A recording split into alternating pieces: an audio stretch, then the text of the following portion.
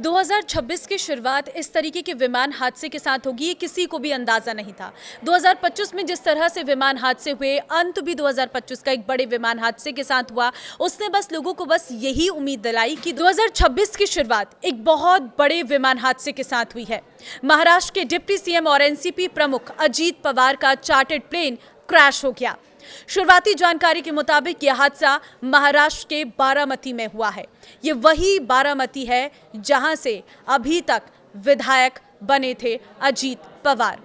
नमस्कार, मैं हूं आपके साथ ममता तिवारी और आप देख रहे हैं न्यूज़ 18 का डिजिटल प्लेटफॉर्म।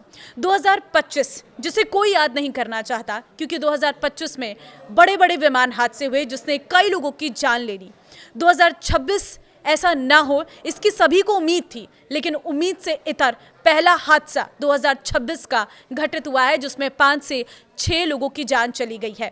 बताया जा रहा है कि हादसा महाराष्ट्र के बारामती में बुधवार सुबह 8:45 पर हुआ, जब प्लेन लैंड कर रहा था। इस विमान में 5 से 6 लोग सवार थे और सभी की जान चली गई है। इस हादसे में अजीत पवार के साथ 5 से 6 लोगों की जान चली गई।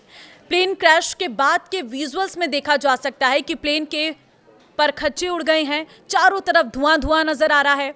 तस्वीरों में देखकर लग रहा है कि इस विमान में सवार कोई व्यक्ति शायद ही जिंदा बच सकता हो। हादसे की जगह से भयावह विजुअल सामने आई है जिसमें चारों तरफ धुआं धुआं नजर आ रहा है। विमान पूरी तरह से जलकर खाक हो गया है। जानकारी के मुताबिक ये अजीत पवार का निजी विमान था। प्रशासन और सुरक्षा एजेंसियां मौके पर पहुंची हालात का जायजा ले रही हैं। साथ ही विमान के क्रैश होने की वजहों की भी जांच की जा रही है। वीडियो में देखा जा सकता है कि विमान में क्रैश होते ही आग लग गई और विमान के कई टुकड़े हो गए। हादसे का शिकार होने वाला प्लेन एयरक्राफ्ट लियरजेट 45 टाइप का था, जिसे वीएसआर की ओर से ऑपरेट किया जा रहा था। बारामती एयरपोर्ट पर हुए इस हादसे में आधिकारिक जानकारी के मुताबिक इस विमान में कुल 5 लोग सवार थे, 5 से 6 लोग सवार थे, जिसमें महाराष्ट्र के डिप्टी सीएम अजीत पवार, 2 और लोग, एक पीएसओ और एक अटेंडेंट और 2 क्रू पीआईसी और एफओ के सदस्यों के साथ ये प्लेन उड़ान भरा था। शुरुआती जानकारी के मुताबिक प्लेन में सवार कोई भी व्यक्ति जो है इस क्रैश में नहीं बचा। पहले घायल होने की जानकारी सामने आई, लेकिन उसके बाद डीजीसीए ने स्पष्ट कर दिया कि इस विमान हादसे में विमान के अंदर सवार कोई भी व्यक्ति नहीं बच पाया, सबका निधन हो गया है। अजीत पवार को आज बारामती तहसील में अलग अलग जिला परिषद चुनाव क्षेत्र में 4 रैलियां करनी थी, जिसके लिए वो प्राइवेट विमान से यहां आए थे, लेकिन कुदरत को कुछ और ही मंजूर था। उनका ये सफर जिंदगी और राजनीतिक करियर का आखिरी सफर बनकर रह गया। सियासत के बेताज बादशाह कहे जाने वाले अजीत पवार ने अपने चाचा शरद पवार की उंगली पकड़कर राजनीति में कदम रखा। वो अपनी राजनीतिक कौशल के जरिए पार्टी को महाराष्ट्र में मजबूत बनाया। पार्टी के कार्यकर्ताओं के साथ मिलकर एनसीपी को एक बड़ा जनाधार तैयार करने में अहम रोल अदा की। लेकिन 2022 में शरद पवार से अपनी राजनीतिक लकीर खींची और बीजेपी के साथ मिलकर सरकार बनाई। 22 जुलाई 1959 को अहमदनगर जिले के देवलाली प्रवरा में अपने दादा के घर जन्मे अजीत पवार शरद पवार के बड़े भाई अनंतराव पवार के बेटे हैं। उनके पिता फिल्म जगत से जुड़े हुए थे। अनंतराव ने मुंबई में मौजूद वी शांताराम के राजकमल स्टूडियो में काम किया। अजीत पवार की शादी सुनेत्रा पवार से हुई। उनके 2 बच्चे हैं जिनका नाम पार्थ पवार और जय पवार हैं।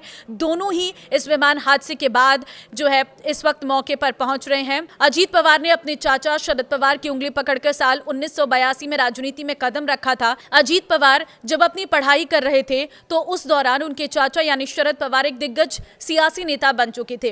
राजनीति में कदम रखने के बाद सबसे पहले उन्होंने एक सहकारी चीनी कारखाने के बोर्ड के लिए चुने गए थे और वो पुणे सहकारी बैंक के अध्यक्ष के रूप में चुने गए और 16 साल तक इस पद पर ही वो काबिज रहे। साल 1991 में पहली बार बारामती संसदीय क्षेत्र से लोकसभा चुनाव लड़ा, लेकिन बाद में उन्होंने ये सीट अपने चाचा शरद पवार के लिए खाली कर दी। इसके बाद शरद पवार केंद्र में पीवी नरसिम्हा राव सरकार में रक्षा मंत्री बने। यहीं से शरद पवार केंद्र की राजनीति में खुद को सक्रिय कर लिया तो अजीत पवार महाराष्ट्र की सियासत की कमान अपने हाथ में ले लिया। अजीत पवार ने अपनी मेहनत और लगन के बाद खुद को शरद पवार के सियासी वारिस के तौर पर महाराष्ट्र में स्थापित किया। महाराष्ट्र की राजनीति पर अपनी पकड़ मजबूत बना ली। इसके बाद साल 1995 में वो पहली बार पुणे जिले में बारामती विधानसभा निर्वाचन क्षेत्र से विधायक बने।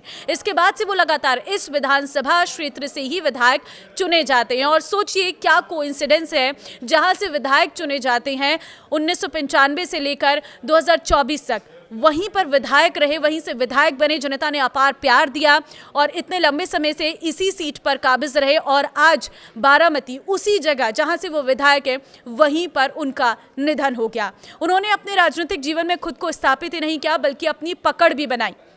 अजीत पवार ने अपने 45 साल के सियासी सफर में 1 बार सांसद और 7 बार विधायक रहे। उन्होंने खुद को महाराष्ट्र की राजनीति तक सीमित रखा। सरकार में रहते उन्होंने कई महत्वपूर्ण मंत्री पद संभालने का तजुर्बा भी है।